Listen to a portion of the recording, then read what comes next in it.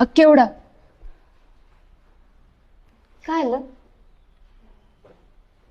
एक सांगायचं होतं, लय महत्वाचं आहे. मग सांग की, काय झालं?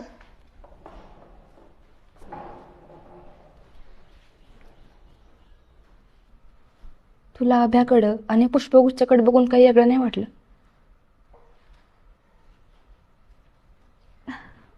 वाटलं की. अगं त्याला बाहेर जाऊन तेच विचारणार होते. काय झालं त्याला? तू त्याला किस्त विचारलं असतंस ना, तरी त्याने नसतं सांगितलं.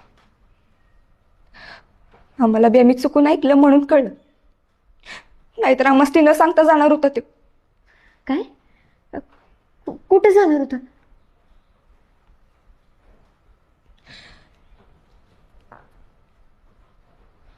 आभ्या ही शाळा आणि आमचं गाव सोडून कायमचं शहरात चाललं.